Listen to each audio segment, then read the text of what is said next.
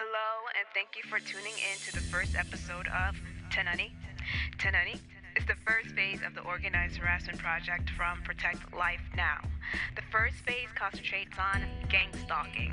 Gang stalking is stalking done by a group of individuals instead of a single stalker. In gang stalking, the person being stalked is commonly called a targeted individual, or TI for short. You're going to hear me say TI a lot. The process of harassment is called a campaign against the TI. An online search may lead to various descriptions of many methods and effects of gang stalking.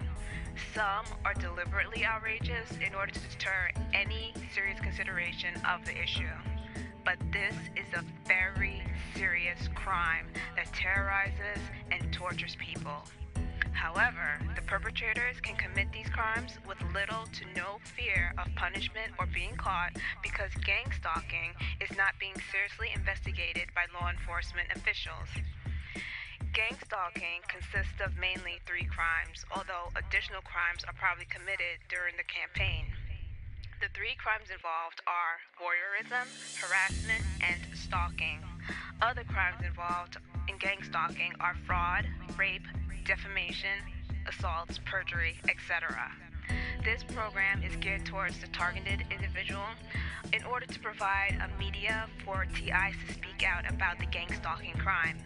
It is also meant to raise public awareness by giving the public a glimpse into what is going on right under their noses. How does someone become a TI? The stalkers could select a target for any reason, real or imagined, superficial or substantial. Among other things, a bad breakup, messy divorce, fights between children, disagreements, tense collaborations, or friend turned enemy can suddenly turn anyone into a target.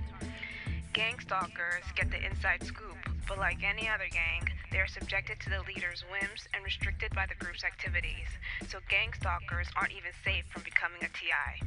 If they have a falling out with the group, they too can become a target. So the short answer is, anyone can become a TI for any reason. Gang stalking units are made up of several types of stalkers. Let's review the types of stalkers that psychiatrists have identified. The following information comes from the management of stalkers. One type of stalker is the rejected stalker. The rejected stalker is the most common type. In this group, the stalking emerges from the breakdown of a close relationship, usually, although not exclusively, sexual. These stalkers pursue the person who has rejected them to attempt reconciliation, to get revenge for the rejection, or a mixture of both. Usually, the behavior is sustained by the gratification derived from either maintaining some kind of relationship through the stalking or from causing distress. The majority of rejected stalkers are angry, dependent males who either cannot believe they have been rejected or are unwilling to accept that rejection. Although they usually have significant limitations of personality, they only occasionally have psychotic illnesses. Even though the majority may be male, don't forget that hell hath no fury over a woman's scorn. The rejection doesn't always have to be over love, but could be over friendship, business, among other things.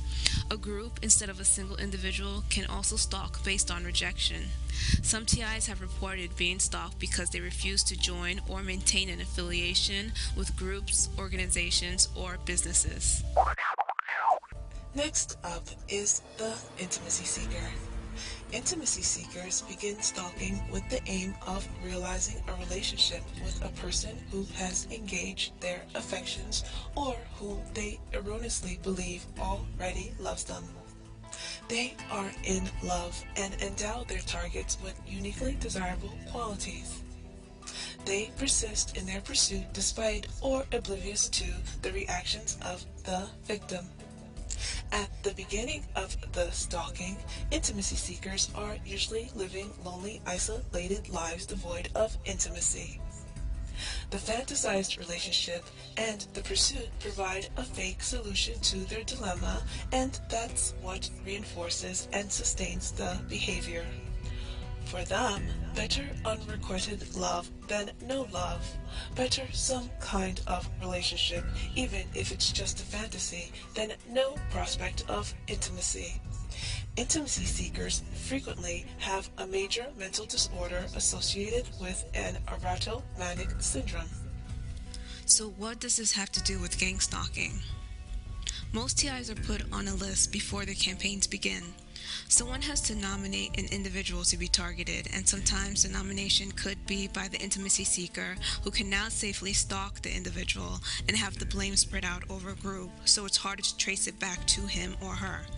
An individual can also become a target after breaking up or rejecting a gang stalker. After the nomination, the gang stalkers assess whether or not to start a campaign around the individual.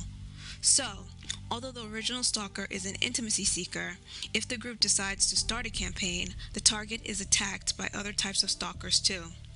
Gang stalking involves stalking by proxy. There is also the incompetent suitor. Incompetent suitors are stalkers who pursue people to whom they are attracted in a manner that evokes the target's distress and often fear. Their targets are usually strangers or casual contacts. They are not motivated by the elevated sentiments of love, but by the desire to make contact, usually seeking a date.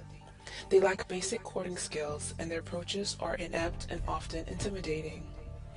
Stalkers of this type often possess a sense of entitlement to a relationship with the person who has caught their interest and show indifference to the target's preference in the matter. The lack of social skills may derive from the stalker's vulnerabilities of personality or occasionally from intellectual limitation. This type of stalking usually stops after a relatively brief time, presumably because there are few gratifications to sustain the behavior. Unfortunately, stalkers in this group frequently move from victim to victim in a pattern of serial harassment. They make a significant contribution to the burden of stalking in the community because they rarely persist long enough to attract prosecution. A TI's campaign may start with a nomination, but sometimes it grows so big that the original stalker gets lost in the woodwork. Just like the incompetent suitor, most of the gang stalkers frequently move from victim to victim, which is a staple of the serial harassment involved in gang stalking. It is my opinion that most gang stalkers have sociopathic or psychopathic tendencies, but instead of becoming serial killers, they become serial harassers. Serial harassment is a very good description of what happens in gang stalking. The resentful stalker. Resentful stalkers are motivated by the desire to frighten and distress their victims. Unlike most stalkers, they are well aware of the impact of their behavior on the victim. This type of stalking emerges out of a desire for retribution against the person or organization they believe has harmed or slighted them in some way. The behavior is sustained by the satisfying sense of power and control derived from the harassment. The resentful usually feel justified in their actions and often present themselves as victims, fighting back against overwhelming odds. They frequently see themselves as the little men battling for justice, irrespective of the reality that is usually characterized by their merciless harassment of a vulnerable victim. The resentful are most likely to threaten, but interestingly don't usually proceed to physical assault. Their aim is to frighten and intimidate, and they are usually only too aware that should they assault the victim, the police will rapidly terminate their campaign. To avoid being held legally responsible, resentful stalkers often issue oblique threats. For example, placing the victim's name in the in memoriam column of a newspaper or sending around the undertakers. The workplace is where many such campaigns of harassment begin, sometimes arising out of the conflict between colleagues or with management, and sometimes occurring when clients target an employee or a professional who has disappointed their expectations. An individual can be targeted due to frictions within the workplace. Gang stalkers often engage in office mobbing to terrorize targets and inflict financial attacks. Unfortunately, colleagues can become resentful over promotions, projects, awards, salaries, popularity, among other things. It's disturbing to know that someone can become a TI just for being a good worker. A news story about a doctor who was gang stalked by his colleagues will be presented in a later episode. Another type is the predatory stalker. The predatory stalk in preparation to a sexual assault. The initial motivation is to gather information about the potential victim. The stalking is often extended far beyond getting information and is sustained by the gratification from the voyeuristic elements, from the rehearsal, from fantasies of the planned attack, and from the sense of power over the victim. The stalking is done secretly as not to alarm the victim, although some predatory stalkers take pleasure in raising the victim's anxiety by actions that let the target know he or she is being watched without revealing the identity or whereabouts of the stalker. Examples of such actions are entering the victim's home and moving articles around, tapping on the window at night, and calling out while hidden. It is my opinion that a predatory stalker is not just preparing for a sexual assault. Although there is a high chance that a TI could be sexually assaulted once she or he is discredited or perceived as mentally ill. One of the reasons for the stalking is to silence the TI, but some members of the gang probably intend to do more damage once they consider it safe to do so. I will present two news reports involving sexual assault. One is about a single stalker incident, and the other is about a gang stalking incident. The following comes from Wikipedia and the National Victim Association Academy. The 2002 National Victim Association Academy defines an additional form of stalking: the vengeance/terrorist/political stalker. It seems as if these three types are put into one group. One thing that is different about this group compared to some of the types mentioned earlier is that the vengeance/terrorist/political stalkers do not seek a personal relationship with their victims, but rather force them to emit a certain response favorable to the stalker. While the vengeance stalker's motive is to get even with the other person whom he or she perceives has done something wrong to them, the political stalker intends to accomplish a political agenda, also using threats and intimidation to force the target to refrain and/or become involved in some particular activity, regardless of the victim's consent. I want to highlight that gang stalkers and vengeance/terrorist/political stalkers share a common goal to force targets to emit a certain response favorable to the stalker by using threats and intimidation to force the target to refrain and/or become involved in some particular activity, regardless of the victim's consent. Gang stalkers also engage in cyberstalking. According to the National Victim Association, stalking has now taken a turn into cyberspace on the information superhighway. Cyberstalking is generally used to refer to the use of the internet, email, and other telecommunication technologies to harass or stalk another person. Cyberstalking is an extension of the physical form of stalking. Most state and federal stalking laws require that the stalker make a direct threat of violence against the victim, while some require only that the alleged stalker's course of conduct constitute an implied threat. Although some cyberstalking conduct involving annoying or menacing behavior might fall short of illegal stalking under current laws, such behavior may be a prelude to real-life stalking and violence and should be treated seriously. Cyberstalking has the potential to move from a URL address to an IRL in real-life address, simply from virtual to actual.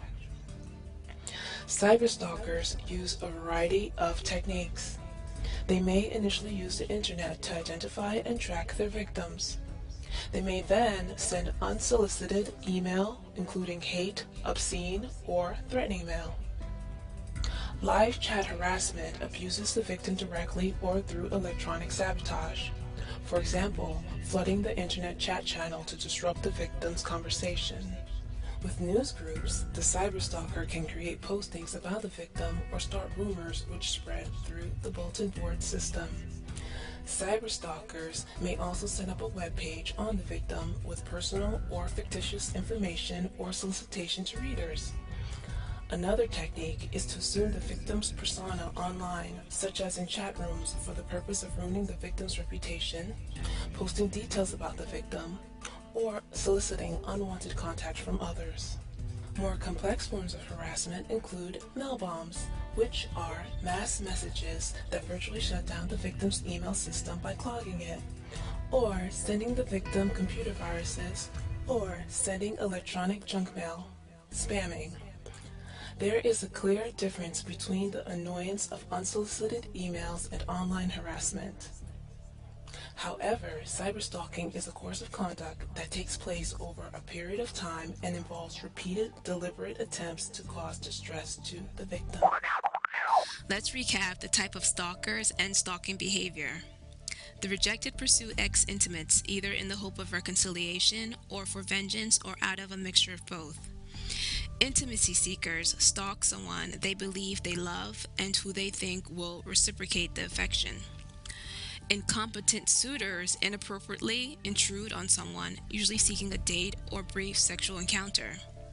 The resentful pursue victims to exact revenge for some actual or perceived injury. The predatory usually stalk as part of preparation for a sexual offense. The vengeance stalker's motive is to get even with the other person whom she or he perceives has done something wrong to them. Terror stalkers, also known as political stalkers, intend to accomplish a political agenda. Cyberstalking refers to the use of the internet, email, and other telecommunication technologies to harass or stalk another person. Not all gang stalkers have the same agenda, and each campaign is based on its own agenda. This is general information. There are many variations, but it's good to have a basic idea of what's going on. How do stalkers view the victim? How could someone actually do something like this and sleep at night? According to the National Victims Association, in addition to self-justification, stalkers often show an apparent blindness to the impact of their behavior on the victim, or at best offer a dismissive trivialization. This lack of victim empathy is not, however, universal. In those stalkers motivated by eventual resentment, there's often an acute sensitivity to the confusion, distress, and fear produced by their activities. It is this very empathy that brings satisfaction and reinforces the behavior. Likewise, in those who stalk in preparation to a sexual attack, prolonging the behavior beyond the needs of information gathering is due to the sensitivity to the victim's mounting discomfort and the pleasure taken in voyeuristic intrusions, along with the implication of humiliating exposure. Sadism, in contrast to brutality, feeds off empathy. The whole thing has an elementary school playground aspect to it. You've heard the term that kids can be cruel. Now imagine that those cruel kids never lose their cruelty and use it into adulthood. A very nasty combination. The methods are deliberately immature so that it could be easily dismissed by the stalker and those who don't know what's going on. There is also the stalker's taunt, which is the equivalent to the child bully's nanny nanny poo poo taunt. On the surface, what the gang stalkers are doing can be viewed as a bunch of pranksters who take it too far, but it's not that simple. There are subliminal threats behind all these acts. By using signals and attempting to sensitize the target to the signals, the gang stalkers are sending the target a message along these lines. We know who you are, and we'll follow you. We have people watching you. We can get your financial information, tax information, even how much your school loans are. We know your grooming routine and what you wear to bed at night. And there's nothing you can do about it. We can buy, play, or threaten your friends and family in order to turn them against you. We can even turn people you don't know against you. Go ahead, make a friend, and we'll make sure to turn that person against you. We can follow you across cities, states, countries, and even continents. We're watching you closely, and you don't know who we are. We could be anyone. That little old lady, that mother pushing the stroller, that well-dressed businessman, those teenage girls hanging out, that nanny watching the kids at the playground. We could be that bus driver, train conductor, tailgating driver, ice cream man, next door neighbor, random stranger, even that little kid with the lollipop and video game. We have access to every kind of person, even ex-cons, street gangs, and drug addicts, and we can get them to do whatever we want to you. We can do whatever we want and can take you out anytime we want. We're watching you at your job and can get you fired or laid off. We will leave you destitute if you mess with us. We own you and run your life now. Now, child bullies would finish by saying, "If you tell anyone, I'll beat you up." But gang stalkers are saying, "If you tell anyone, we'll have you committed or locked up. No one will believe you. They'll think you're crazy. And we have buddies on the police force who will make sure that your case gets heard the way we want it to be." This is what those signals, gestures, and other twisted methods mean. All this can be done in public with no one but the gang stalker and the TI knowing what is going on. I'm not making this up. It's based on real life TI stories. And that is why we must act now to stop this crime. These gang stalkers are building their portfolio. That's why some targets are people of little or no influence at all. They're building their power base, practicing and attracting more people. They want to be able to destroy anyone they choose and get away with it. Their recruits start to feel a false sense of power and arrogance. The new recruits think that if they help in a campaign, then they have the gang stalkers backing if they want to put someone on the nomination list. So, you got these arrogant stalkers walking around with a bloated sense of invincibility because they think that they can have their enemies stalked, terrorized, and get away with it. And this is where the gang aspect of it comes into play. Gang stalking has been appropriately described as bullying on steroids. It's important that the public is aware of the ripple effect of bullying. The biggest misconception about bullying is that it only involves the bully and the victim. Bullies are very sensitive to their environment and their social position. They truly believe in the pecking order theory and live by that. I will go into more detail about the pecking order and ripple effect in a later episode, but here's a brief explanation. Whether or not there's a pecking order among humans is debatable, but some people are really trying to create one. It was observed that chickens peck each other to decide who was dominant. What happens is that certain chickens get pecked more than others. The more dominant would get pecked less than the weaker chickens. The result was a dominant chicken who no one pecked, the weak chicken who everyone pecked, and those who fit in between. Anyone who lives by this philosophy will try to be high on the pecking order. So one way to do that is through bullying and other acts of deliberate aggression. Similar to the pecking order, there are 3 main subjects involved in any bullying incident. Keep in mind that gang stalking incidents are essentially bullying incidents. The 3 subjects are the bully, the target, and the audience. The ripple effect of bullying happens when a bully attempts to tear down a target when other people are around. The effect is similar to throwing a pebble into a calm lake. Waves are created that spread for some distance. The bullying incident has a direct effect on the target but spreads to the audience. The second greatest impact is on those close to the target, then those who know of the target, then those who have seen the target but don't know him or her. And as word of the incident spreads and details are distorted, it affects those further away from the target and bully to a lesser degree. But consider the range one bullying incident reaches. So the bully becomes feared among more people than just a target, and there's also an impact on how the target is perceived across the same range. Now, how the target and the bully is perceived depends on the society's values. The current trend is that the bully will be perceived as the dominant one and will be feared if the attack is successful. Therefore, she or he is raised in the so-called pecking order. It's important for you to note that I said if the attack is successful. Targets have the ability to neutralize a bully incident. More detail will be given on that in a later episode. Right now, I would like to concentrate on what society's doing, and right now, in society, the bully would be viewed as dominant and would be feared.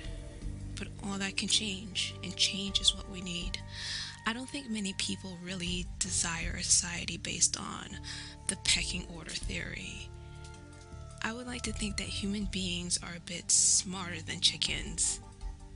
Do we really want to follow the social order of poultry?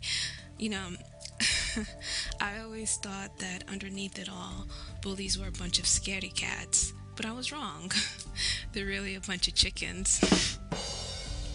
Tenani seeks to eliminate the division between the TI and the public because gang stalking affects everybody. It is happening while people shop, visit the library, walk down the street, in even the safest neighborhoods.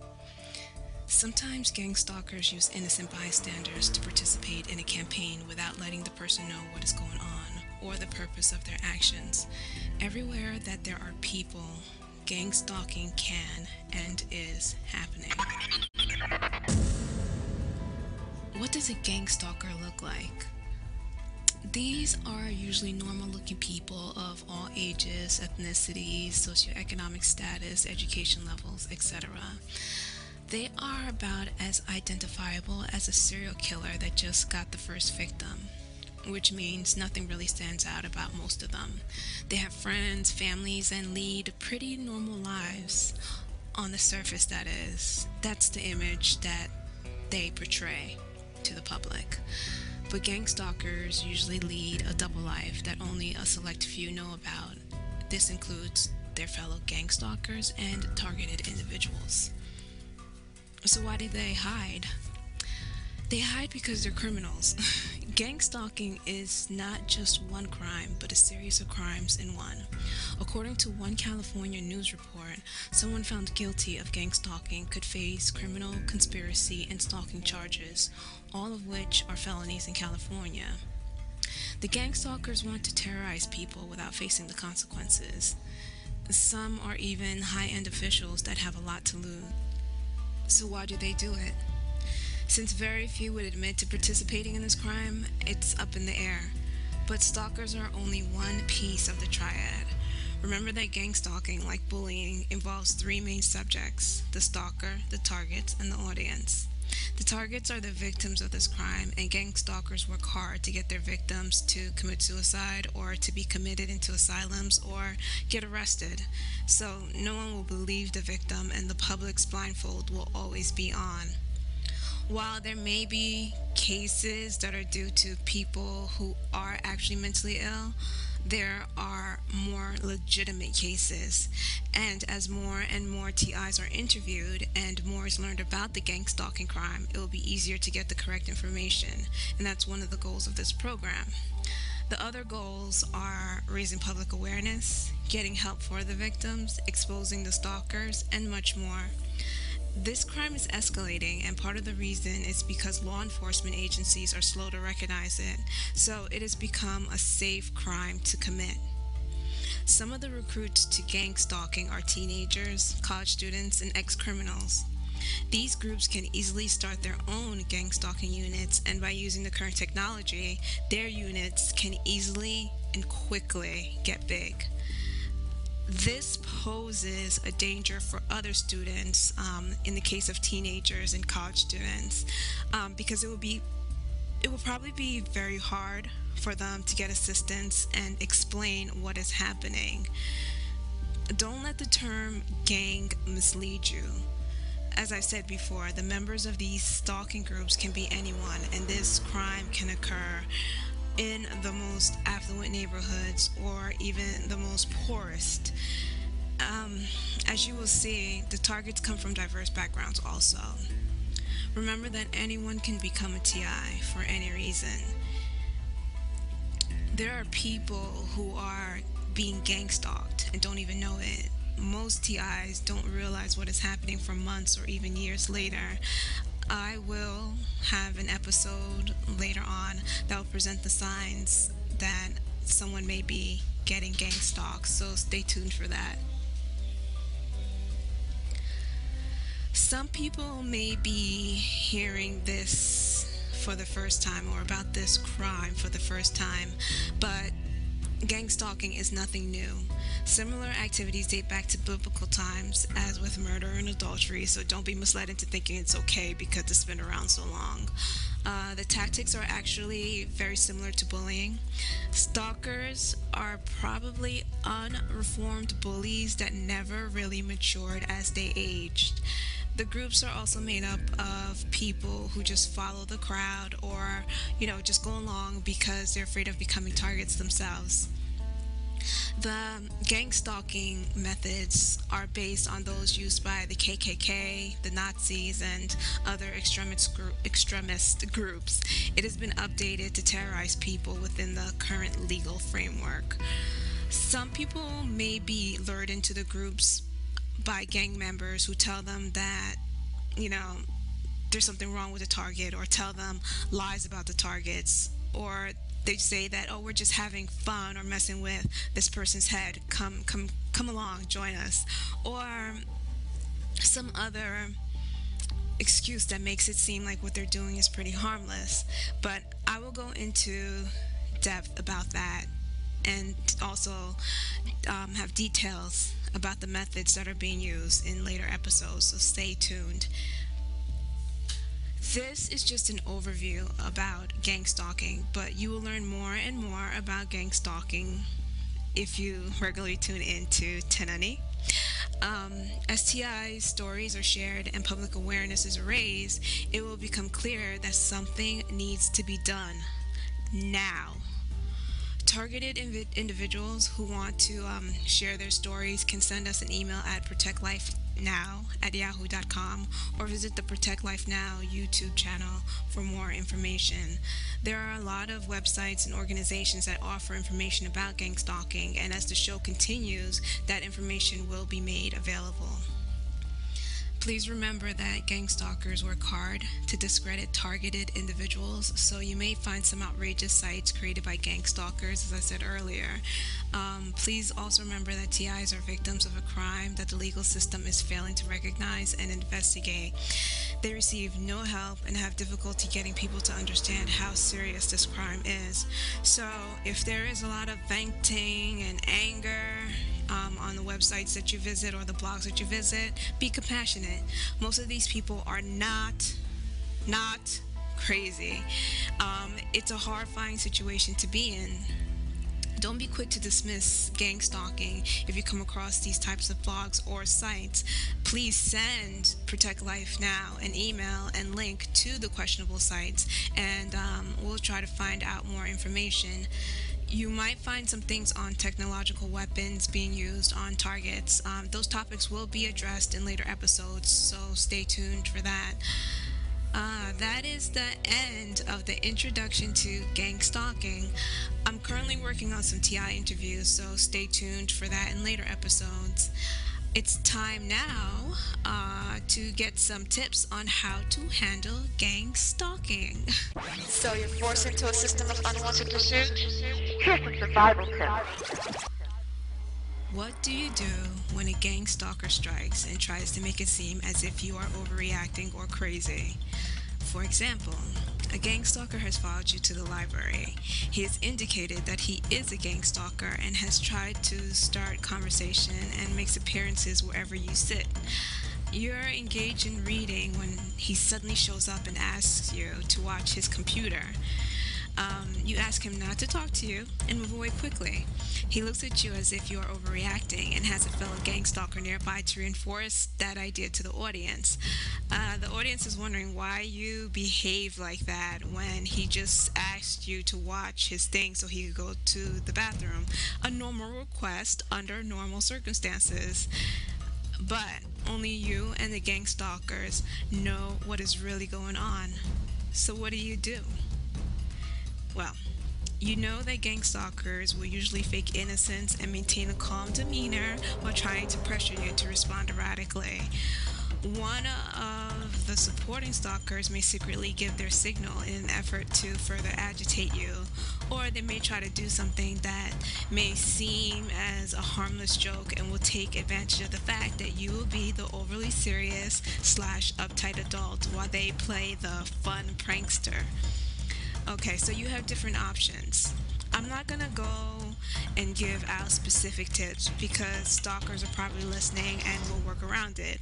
And also because everyone has their own way of handling things. What may work for one person may or may not work for you.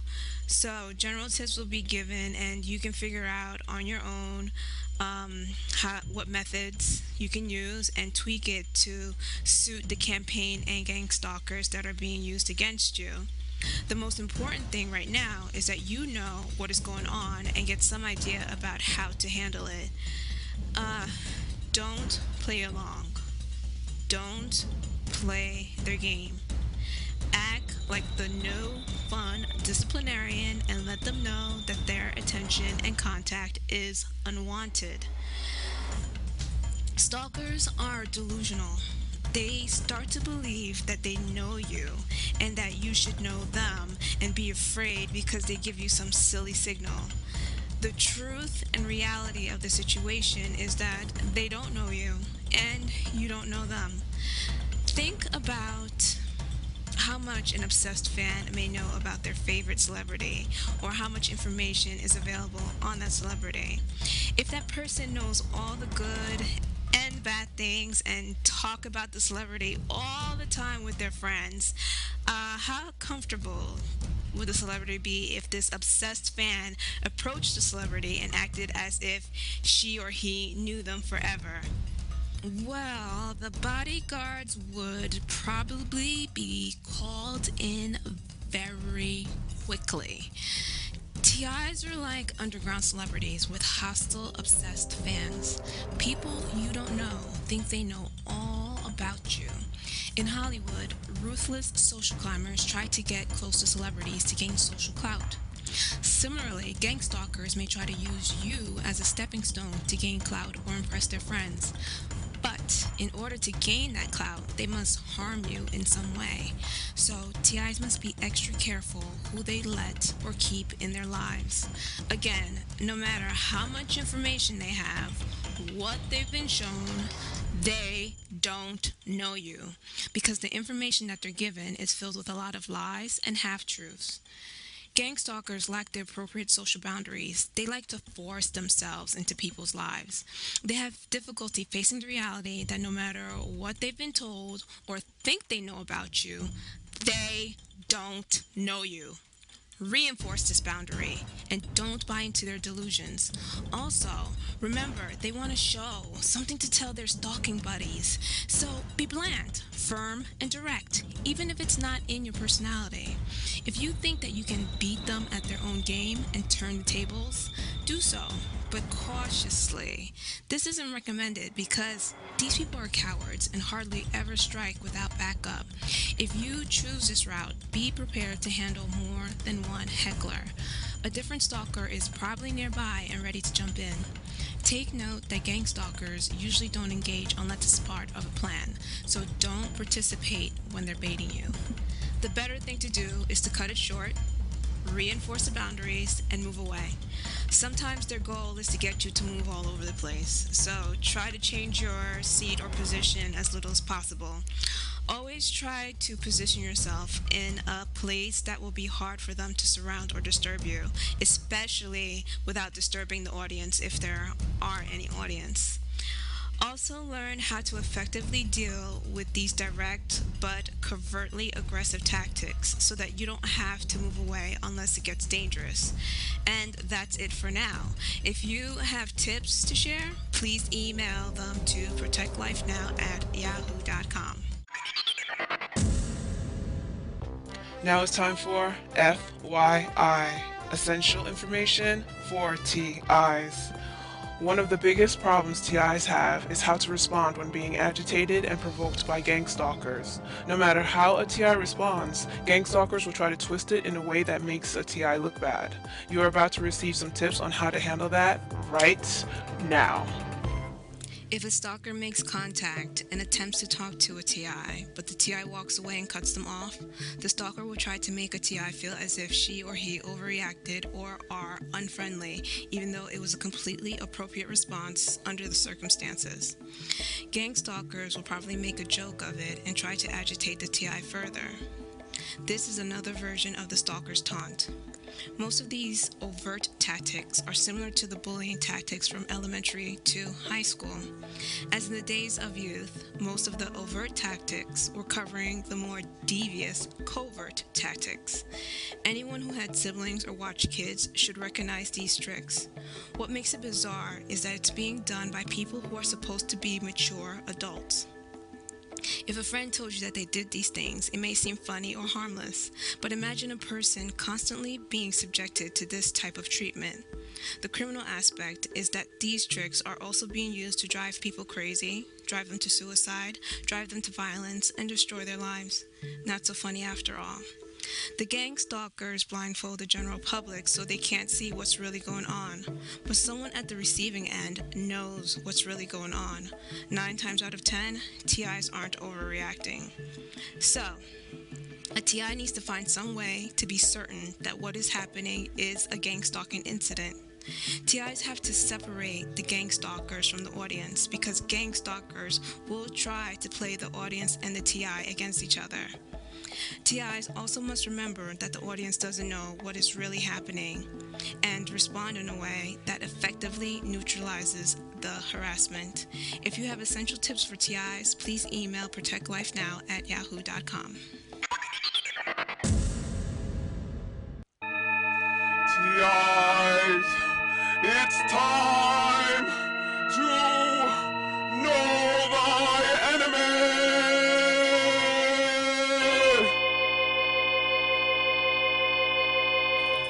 In case you didn't get that, this part of the show is called Know Thy Enemy.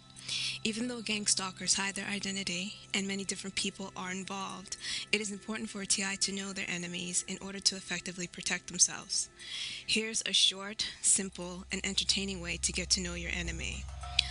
In addition to watching them watch you, if you want to learn more about some tricks and methods that gang stalkers will probably use, watch TV shows, movies, and videos that features bullies or tough girl, tough guy types. Yes, art imitates life, imitates art, imitates life, imitates art, imitates life, imitates art. You get the drift. Some people borrow their personality from TV shows. This may seem simple, but remember, you're not dealing with the best and the brightest, so the mainstream media can help you a lot in this area. Try it and send your feedback to protectlifenow@yahoo.com. Ladies and gentlemen, please find your seats and turn off or mute your cell phones, pagers, and beepers. The show is about to begin. It's time for street theater. What is street theater? It's bad acting that gang stalkers do to get a TI's attention and cause some kind of disturbance.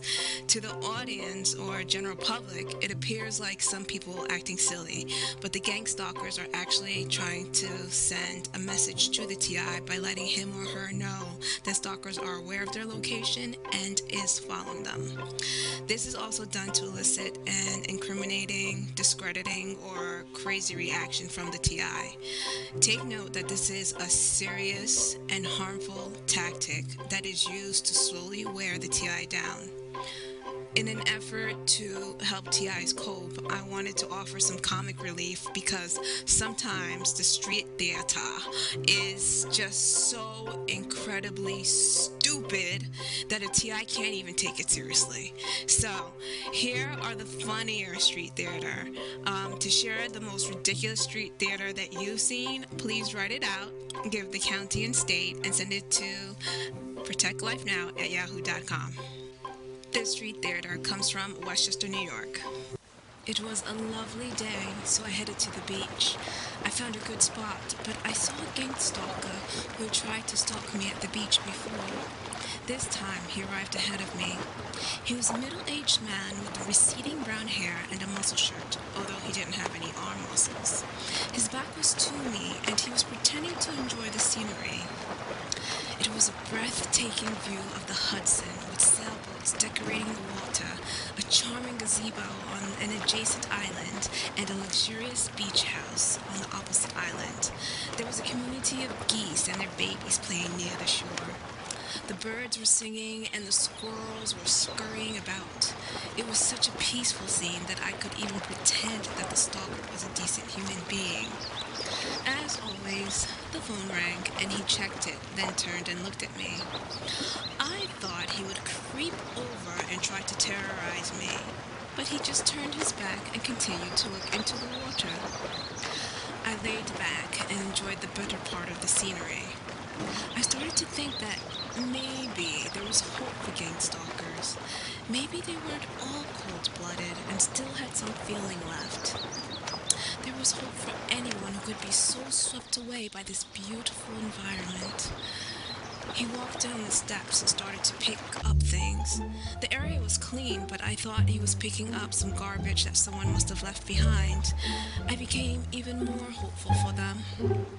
Maybe these gang stalkers weren't so bad, just a bit misguided, but anyone who was willing to pick up litter and keep the beach clean had to have a heart. He went into a bushy area and found an opening that allowed a peek at the open water. He stood quietly for a little while and then started to throw the garbage over. I wondered why he did that. He stopped, as if watching something. Then he picked up some more garbage and began to throw it. I didn't know what he was doing or why he was doing it. He continued to throw things over into the water. A few minutes later, I saw the community of geese swim quickly away from the area that was blocked by the bush. So much for having hope for gang stalkers. True to his cruel nature, he even stalked the peaceful geese. I realized he was throwing rocks, not garbage. He continued to pick and throw the rocks until the geese and the babies swam further into the water and out of his range. He wiped his hand as if the job was well done and walked away looking completely satisfied with himself. The gang stalker disappeared back into the hole he crept out of. I shook my head and was glad that the geese were able to safely get away from him. When the geese realized that it was safe, they swam back to the shore. The geese parents watched as the babies explored the beach. The stalker was gone for now, and peace was restored until the terrorists struck again. I really wanted a reason to believe that the gang stalkers still had hearts, but they were always able to prove me wrong on one point. Just when I thought the gang stalkers couldn't stoop any lower, they always prove me wrong.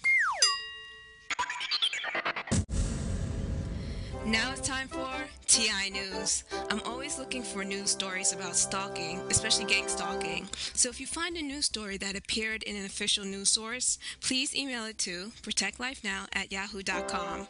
So here's the news for today. This news story is called Under Siege, Stalking Victims Speak Out by Joy Victory, and it comes from ABC News.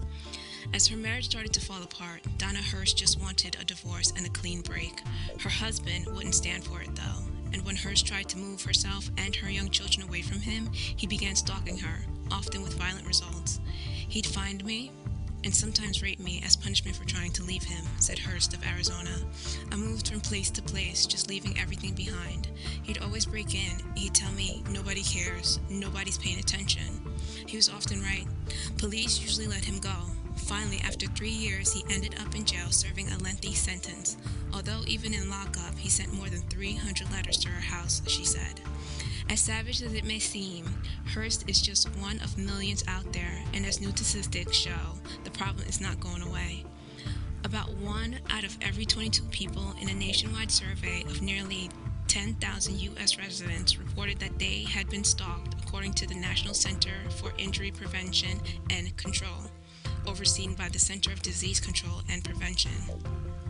Put another way, it means that about 4.5% of the entire U.S. population has experienced stalking, a finding similar to another large survey taken about 10 years ago.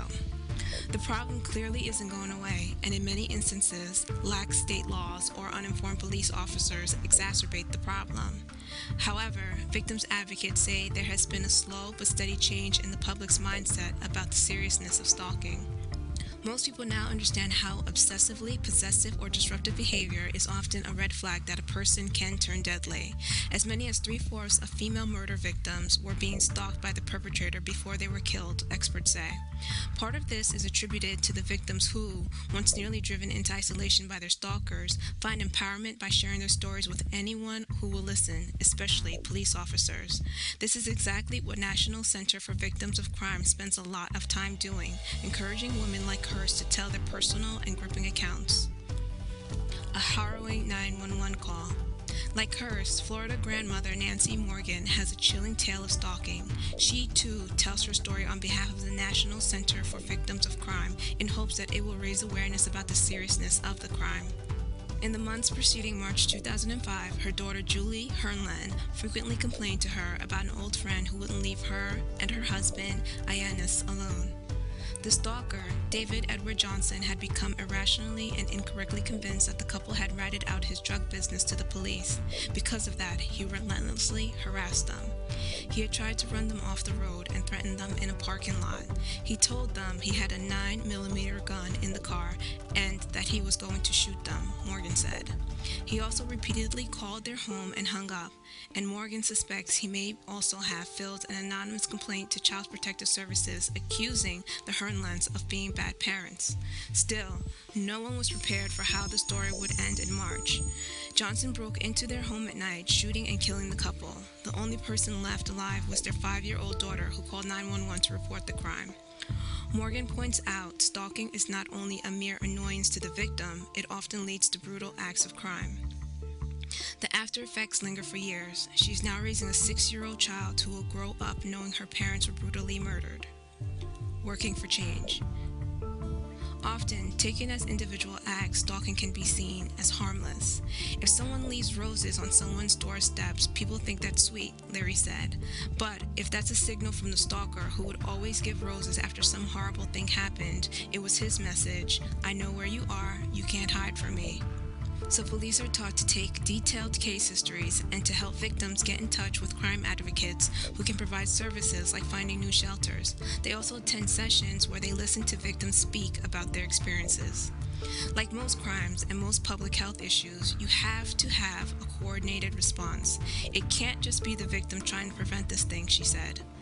It's a pretty difficult crime to prevent, so the most important tool for prevention is awareness, training, and education.